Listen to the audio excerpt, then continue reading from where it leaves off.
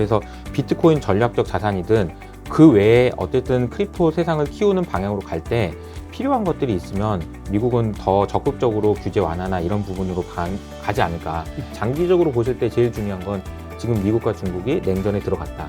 중국이 미국을 AI 패권에서 이기려면 도덕적 권위가 필요하다라고 얘기했거든요. AI가 크립토에 주는 영향은 굉장히 크지 않을까.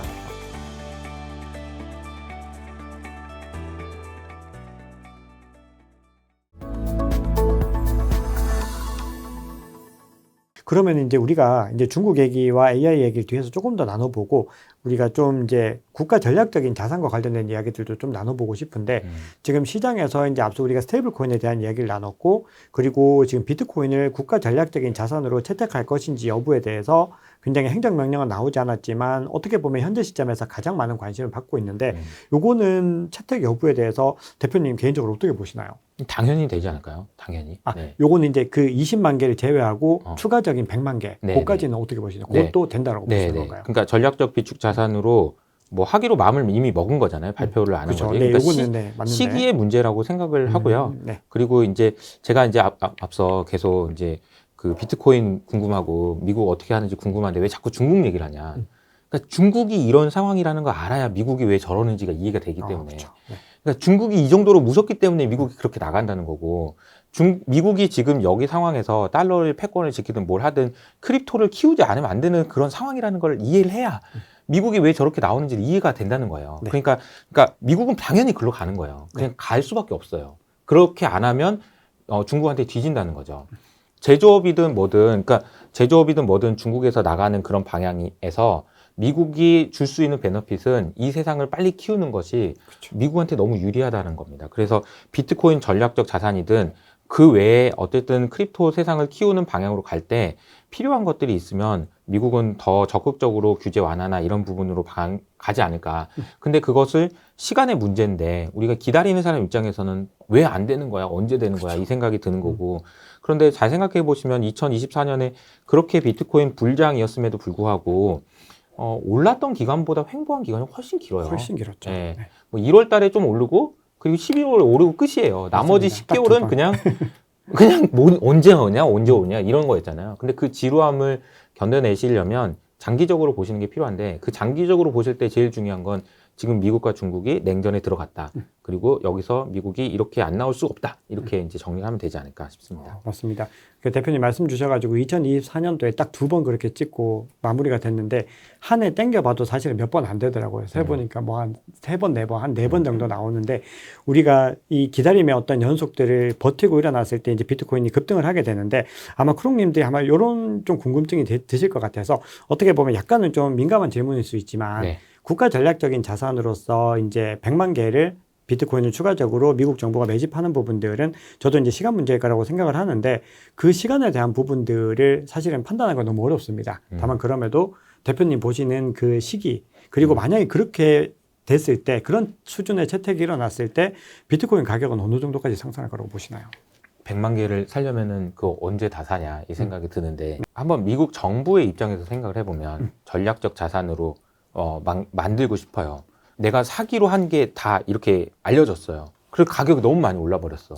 그럼 그것도 안 좋은 거잖아요. 그렇죠. 네. 근데 또 반대로 생각해 보면은 이 100만 개라는 거를 사람들에게 어떻게 인식을 하게 만들어 줄까를 생각해 보면 이게 비트코인이 오랫동안 오르겠구나. 지금 오르는 게 아니고 오랫동안 오르겠구나.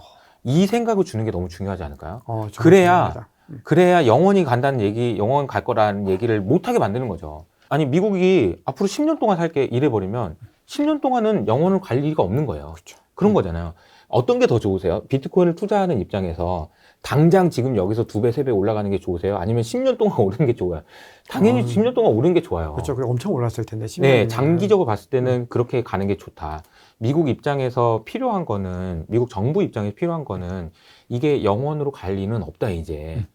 그 생각을 만들어주는 게 필요하지. 많이 오르는 거는 미국 정부 입장에서도 그렇게 좋은 건 아니다. 부담이 그래서 되겠네요. 저는 그 100만 개라는 거를 쓰는 카드를 기간으로 좀 생각을 하는 게 필요하다라고 생각합니다. 어떻게 보면 국가적인 차원에서 채택을 하기 위해서는 그런 어떤 고민들이 많이 필요하겠습니다. 이 트럼프 대통령이 암호화폐 수도로, 미국을 암호화폐 수도로 만들겠다라는 것과 본인이 암호화폐 대통령이라고 한 이유 자체를 대표님과 이야기를 나누면서 굉장히 좀 많이 이해를 하게 됐는데 그런 어떤 과정에서 미국에서는 우리가 나눴던 얘기들 말고도 여러 가지 어떤 움직임들 그리고 여러 가지 어떤 준비들이 일어나고 있을 텐데 대표적으로 또 어떤 움직임들이 추가적으로 일어나고 있을까요? 미국이 수도로 만들겠다라고 하면 이제 제일 중요한 거는 미국 정부에서 주도적으로 무엇인가를 하는 게 아니고 여기 와서 니네들이 돈 벌어라. 돈 벌 수 있게 판을 깔아줄게. 이게 제일 좋은 거거든요. 맞습니다. 그래서 블랙락도 가서 뭐 RWA라는 것도 만들고 뭣도 만들고 그래서 나도 돈 벌 거야 라고 할 수 있는 공간을 만들어주는 게 제일 중요합니다. 그러니까 그 정부의 입장에서 해야 되는 일은 내가 비트코인 사가지고 돈 벌어야지가 아닌 거예요. 그러니까 돈을 벌 수 있는 공간만 만들어 놓으면 거기서 거래해가지고 나오는 세금으로 받으면 되잖아요. 그러니까 정부 입장에서 뭐하러 비트코인 사서 돈을 법니까? 비트코인을 장기적으로 계속 사고 그래서 그 판이 깨지지 않을 거라는 신뢰를 주면 그 안에서 그냥 장사해서 세금 내라고 하면 되는 거죠. 그걸 지속적으로 보면 얼마나 더 좋은 비즈니스예요. 미국 정부에서는 그런 생각을 할 거고 그래서 규제나 이런 부분들을 많이 풀어줄 거라고 생각합니다. 그리고 앞서 처음에 말씀드렸던 것처럼 거래라는 것이 어떻게 이루어지느냐 그리고 그 거래가 이루어지도록 만들어주는 그런 회사들이 돈을 많이 번다라는 관점이잖아요. 그러면 지금까지는 거래됐던 것들이 주식, 채권 이런 거라면 그 주식, 채권이 뭔가요? 잘 생각해보면 그냥 쪼개서 파는 상품이에요. 금융상품. 그러니까 그 회사의 가치를 쪼개서 나눠 갖는 거. 그 회사가 주기로 한 종이를 쪼개서 나눠 갖는 거. 그게 주식과 채권 그것밖에 없거든요. 근데 우리가 거래하는 게 그것뿐인가요? 세상에는 정말 많은 것들이 거래됩니다. 뭐 부동산도 거래되고 모든 게 거래되잖아요. 리얼 에셋이 있잖아요. 그거 다 쪼갤 수 있죠. 그렇죠. 전부 다 쪼갤 수 있습니다. 기술적으로 얼마든지 가능하고 그게 가능하도록 만들어주면 여러분이 생각하는 어디 그 강남에 있는 어떤 아파트 너무 비싸가지고 못 사게 쪼개면 되죠. 살 수 있습니다. 그럼 얼마나 투자가 민주화 되겠어요. 그러면 얼마나 더 많은 거래가 일어나겠어요. 그걸 왜 안 하냐는 거죠. 그 세상이 얼마나 큰데. 그거는 당연히 그렇게 풀어줄 거고 단순하게 미국 정부가 비트코인을 비싸게 산다, 뭐 비트코인 살려고 돈 벌려고 한다 이렇게 생각하지 마시고 이 판을 열어준다. 이게 하나의 대륙을 뚫어놓고 서부 대륙 막 이런 식으로 뚫어놓는 거죠. 그리고 거기 가서 장사해서 돈 벌 사람 돈 벌어 그러면 출발해가지고 거기서 돈 벌고 돈 번 사람들 세금 내고 이런 구조로 가지 않을까 이렇게 생각합니다. 자, 그럼 우리가 이제 앞서 미국 정부 차원에서의 어떤 흐름들, 결국은 대표님께서는 거래를 잘 이루어지게 할 수 있는 그런 판을 잘 깔아주고 규제에 대한 부분들을 완화해주고 결국은 계속해서 비트코인이 오를 수밖에 없다라는 것들을 심어주면서 산업을 장기적으로 발전을 시키는 건데 그러면 이제 조금 더 지역적으로 트럼프의 행보를 좀 보고 싶은데 트럼프 일가가 월드 리버티 파이낸셜을 운영을 하고 있고 최근에는 이 트럼프 공식 민코인 오피셜 트럼프도 출시가 됐는데 요 흐름들, 요런 현상들은 또 어떻게 보고 계신가요? 제가 트럼프 민코인을 보고 들었던 생각이 처음 들었던 생각이 뭐냐면 제가 2020년 그 당시에 저도 NFT를 한번 만들어 볼까 생각했었거든요. 그리고 실제로 프로젝트를 진행하려고 검토도 많이 해보고 하다가 마지막에 엎었어요. 그때 이거는 지금은 아닌 것 같다라고 했을 때 그 고민이 뭐였냐면 시작을 할 수 있을 것 같은데 어떻게 끝낼지는 모르겠어 라고 생각을 했어요. 왜냐면은 아시는 것처럼 뭐 NFT 좋죠. 개념은 좋아요. 뭐 이호석을 좋아하는 사람들을 모여라 그래서 다단계 하는 거잖아요. 그래서 더 좋아하는 사람 많아지고 더 비싼 가격에 사는 사람 많아지게 만들 자신 있으면 하는 거거든요. 근데 그게 중요한 거는 많아질 땐 좋아요. 저를 좋아하는 사람들이 많아질 땐 좋아요. 근데 적어질 때는요. 더 이상 안 늘 때는요. 그럼 실망 매물로 떨어질 거거든요. 가격이. 그럼 가격이 떨어지는데 누가 좋아합니까 그거를? 그럼 다 떠나겠죠. 그렇죠. 이게 올라갈 땐 좋은데 끝날 때는 두 가지밖에 없더라고요. 처음 사기를 쳐가지고 감옥을 가든가 아니면은 그냥 모든 너무 많은 사람들을 피해를 주거나. 그래서 못했거든요. 근데 지금 생각해 보면 2년 3년이 아니고 계속 가져가게 만들 수 있는 게 뭐가 있을까라고 생각을 해봤더니 어떤 정신 아닐까? 그 생각 아닐까? 그래야 이 생각을 좋아하는 사람들이 급등하고 변동성이 큰 건 어쩔 수 없지만 그 과정을 길게 가져가기 위해서는 트럼프가 추구해야 되는 거는 민코인으로 돈 좀 벌었다 이게 아니고 오래 가야만 한다라는 것을 알고 시작한 것 아닐까? 라고 너무 긍정적으로 해석한 걸 수도 있지만 그런 생각을 했어요. 그러면 트럼프는 그러면 트럼프 코인이긴 한데 이 트럼프 코인을 사는 사람들에게 어떤 생각으로 이 코인을 사야 된다라고 얘기하고 싶었을까? 이 질문을 제가 해봤거든요. 딱 하나예요. 중국으로부터 위협을 지켜낸 사람, 미국을 지켜낸 대통령, 마가 코인 이런 식으로 메이크 아메리카 그레이트 어게인 했던 그 사람으로 기억되고 싶은 건 아닐까 그런 생각이 들었습니다.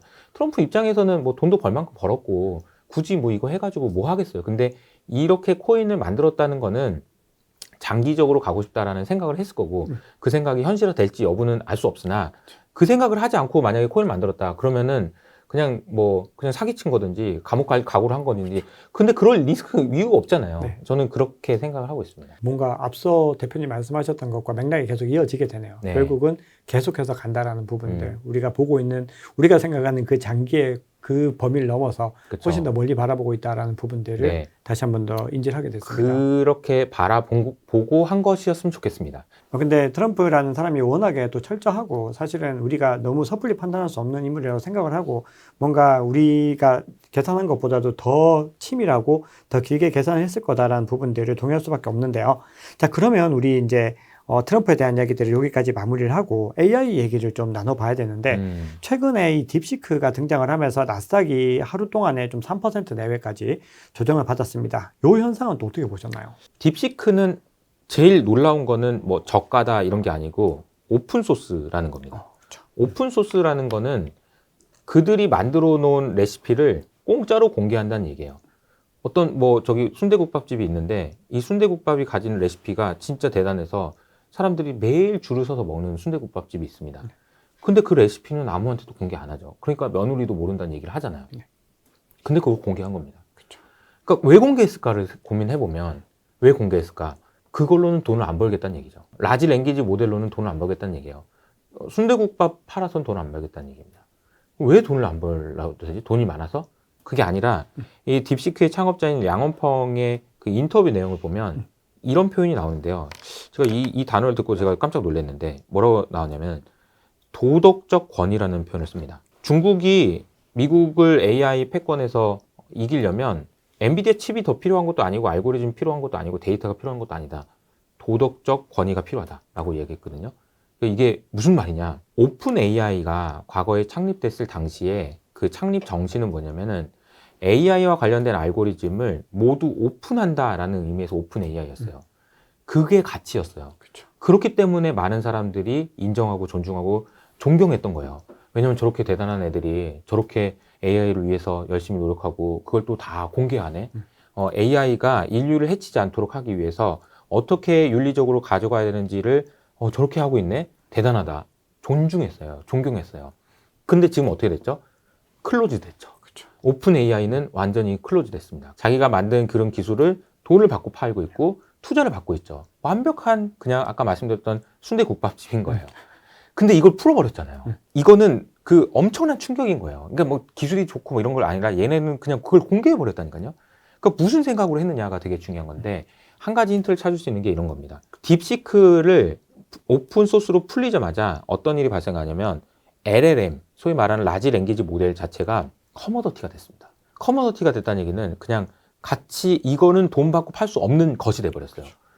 그러니까 모두가 쓸 수 있게 됐고 모두가 쓰는 과정, 그 쓰는 사람들이 어떤 생각을 갖냐면 딥시크 고맙다라는 생각을 갖게 되죠. 도덕적 권위가 서는 거죠. 도덕적 권위가 서는 거예요. 아니 딥시크 뭐 천안문이 어쩌고 그게 아니고 여러분이 사용자 입장이고 이 딥시크의 알고리즘을 이용해서 API를 이용해서 뭔가 서비스를 만들어내는 기업이라고 생각해 보세요. 너무 고맙죠. 오픈 AI 쓰려니까 돈 너무 많이 들어서 나 엄두도 못 냈는데 딥시크는 그냥 다 공짜로 공유해줘서 나 그것만 이렇게만 조금만 하면 나도 쓸 수 있네. 이렇게 된 거잖아요. 너무 고맙죠. 너무 고맙죠. 그런 일을 중국인이 했다는 거예요. 중국인이. 그리고 나서 이 중국인은 이걸 가지고 뭘 하려고 생각을 하고 있냐면은 이거를 전 세계에 더 많이 풀어버려서 더 많이 푸는데 이거를 추론할 때는 중국의 반도체를 쓰도록 만드는 거죠. 그리고 중국의 반도체를 쓸모를 더 많이 만들어서 아까 말씀드렸던 것 중국의 영역을 더 확장하는 거예요. 그러니까 그 다단계 얘기를 자꾸 해서 죄송하지만 미국이 다단계를 만들어서 야 미국 편 그러던 와중에 중국은 나도 다단계다. 나도 더 싼 걸 주는 걸로 템으로만 꼬시는 게 아니라 나도 이런 식으로 존중받는 사람이 되고 싶어라는 애가 나온 거고 그런 애가 나온 걸 통해서 또 뒤에서는 반도체를 파는 구조를 또 만들고 이게 합쳐지다 보니까 중국이 진짜 무서워졌다. 정말 무섭다라는 생각이 들고 그러니까 이 현상을 보고 미국 내에서 막 이슈가 많이 되고 야 이게 스푸트니크 모먼트다라는 얘기가 막 나오는 이유가 우리가 AI에서 이기는 줄 알았는데 그게 아니었네 라는 거고 쟤는 무슨 생각으로 저걸 공개한 거냐 이런 얘기가 계속 나오는 거죠. 그럼 향후에 이 흐름들이 미국과 중국의 뭐 AI 경쟁이 이제는 뭐 완전히 절정에 뭐 앞으로는 더 치열하게 이어지겠지만 굉장히 새로운 국면으로 접어들게 됐는데 향후에는 그럼 어떤 흐름으로 이어질 거라고 보시나요? 그러니까 우리가 생각하는 AI가 지금 우리가 얘기하는 AI는요 어떤 AI냐면 그 LLM이잖아요. 네. 라지 랭귀지 모델이잖아요. 그럼 이 AI는 어떻게 학습을 시킨 거냐면 책을 보고 공부하라고 하는 거예요. 문자로 공부하는 거니까요. 근데 이제 사실 여러분들 잘 아시겠지만 백문이 불여일견이라는 얘기가 있잖아요. 책으로 공부하는 게 아니고 실제 나가서 보면 완전 다르잖아요. 그렇죠. 네. 그 뭐 진짜 보는 거랑 느낌이 다릅니다. 그 박 작가님 저희 유튜브 채널에서 저를 보는 거랑 여기서 오는 거랑 또 다르잖아요. 완전히 달라요. 완전히 다르거든요. 근데 이 세상으로 가는 거죠. 라지 랭귀지 모델이 아니고 월드 파운데이션 모델로 해가지고 세상을 이해하는 AI가 또 나오겠죠. 그쵸. 거기서 이제 또 무슨 뭐 이슈가 나오고 누가 더 앞서갈지 이건 모르겠지만 월드 파운데이션 모델을 통해서 세상을 이해하는 AI가 나오면 그때 이 AI는 어디로 들어가게 되냐면은 몸으로 들어가게 되죠. 이걸 피지컬 AI라고 얘기하는 거고 이 AI가 피지컬로 들어가는 것, 로봇이 됐든 아니면 드론이 됐든 무엇이 됐든 그 몸으로 들어가는 것. 이게 이제 마지막 끝판왕이라고 보시면 됩니다. 그러니까 지금 LLM은 여기 있는 거고요. 이게 월드 파운데이션 모델을 통해서 에이전트가 나오는 건 여기 있다고 하면은 피지컬 AI는 여기 있는 거죠. 훨씬 더 큰 사이즈라고 보시면 되고 이게 아직도 한참 남았다고 보시면 됩니다. 한참 남았다.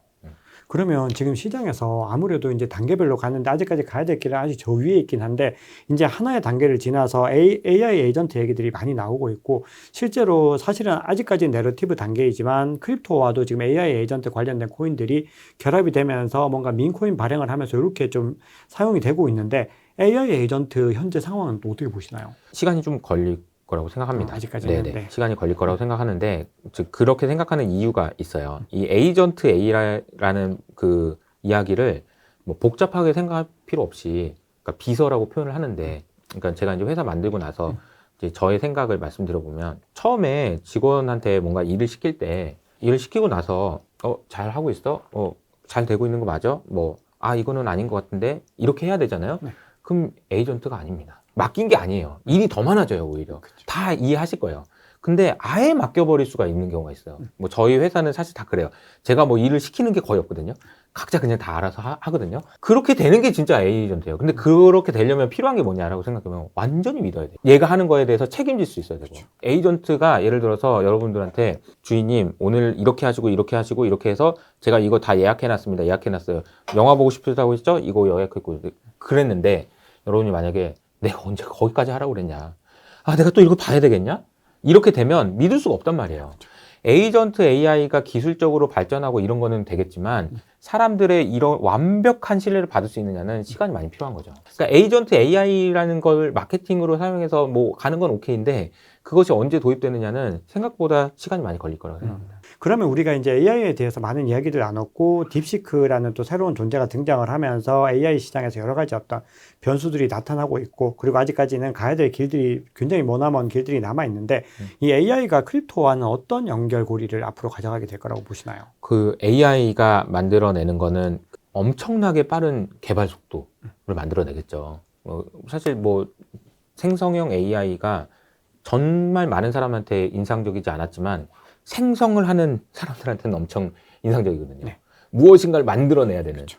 특히 코딩하는 애들한테는 너무너무 별천지가 됐고 혁신이 됐죠. 그냥 AI가 코딩하는 세상이 됐잖아요. 네. 근데 이 코딩을 비유하자면 이런 거죠. 1970년대에 강남이 개발되기 시작하면서 누가 필요했었죠? 강남에 아파트를 짓는 인부들이 필요했었죠. 근데 지금 우리는 어떤 세상에 살고 있냐면 크립토 세상에 이제 살 거고 메타버스 세상에 살 거고 크립토가 쓸모 없다고 하지만 메타버스 시대에는 달러 들고 가서 거래할 건가요? 없잖아요. 메타버스 세상에서는 크립토가 메인 통화가 되겠죠. 네. 그럼 메타버스를 누가 개발하는 건가요? 이거는 개발자들이 개발하는 거예요. 근데 이 개발자가 AI가 되는 거죠. 생산 속도가 엄청나게 빨라지는 거죠. 이 세상이 건국되는 속도가 과거랑은 비교할 수 없이 빨라질 겁니다. 그러니까 우리가 알고 있는 상상하는 것들이 훨씬 더 빨리 온다라고 보시면 되고, 그러니까 크립토의 쓸모가 있는 상황이, 그 상황이 굉장히 빨리 된다. 이 관점에서 보면은 AI가 크립토에 주는 영향은 굉장히 크지 않을까라는 생각이 좀 듭니다.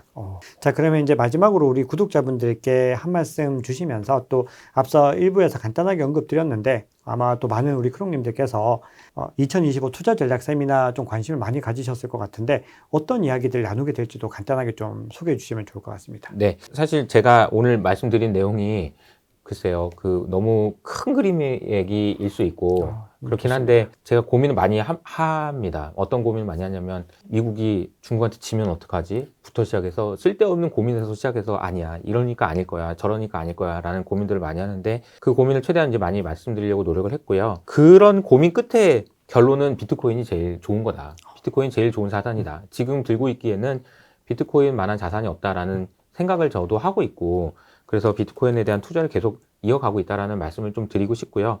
그러니까 단순하게 비트코인이 어떤 기술적으로 이런 얘기가 아니고, 제가 오늘 말씀드렸던 거는, 그러니까 미중 패권 전쟁이라는 관점에서 이렇게 내려다보면 이 비트코인의 존재가 계속해서 부각될 수밖에 없다는 얘기를 다양한 관점에서 말씀을 드린 거잖아요.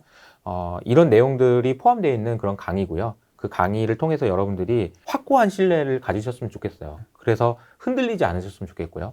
그런 마음을 갖는 데 도움이 됩니다. 뭐 예를 들어서 저는 개인적으로 그렇습니다. 뭐 노벨 경제학상을 받으신 뭐 파마 교수님이든 마이크로소프트의 빌 게이츠든 뭐 그런 얘기를 하는데 저는 하나도 귀에 들어오지 않습니다. 어차피 제 생각이 있기 때문에. 물론 뭐 제 생각이 틀릴 수도 있지만 저도 이 생각을 강화하기 위해 혹시나 틀린 거 아닌지 계속 고민하면서 보고 있기 때문에 저의 생각에 대해서 좀 더 관심 있으신 분들은 참고해 보시면 좋을 것 같습니다. 네, 와, 오늘 또 1시간 동안 이야기를 나누면서 아마 우리 크롱님들도 투자에 대한 관점이나 저변이 정말 레벨업을 했을 것 같습니다. 네. 우리가 너무 지엽적인 가격의 어떤 등락들이 중요한 것이 아니고 결국은 지금 현재 시점에서 비트코인이 가야 될 길이 너무나 많이 남았고 그 구조들이 탄탄하게 만들어지고 있다는 것을 굉장히 논리적으로 설명을 해주셔가지고 우리 크롱님들 정말 많은 도움이 되시지 않았을까 생각을 합니다. 네. 오늘 정말 깊은 인사이트 너무 많이 나눠주셔서 감사합니다. 감사합니다. 네, 대표님 다음에 또 모시도록 하겠습니다. 네. 네, 오늘 이호석 아카데미 이호석 대표님과 함께 토크 라운지 진행해 봤습니다. 그럼 다음 시간에 또 만나 뵙도록 하겠습니다. 감사합니다.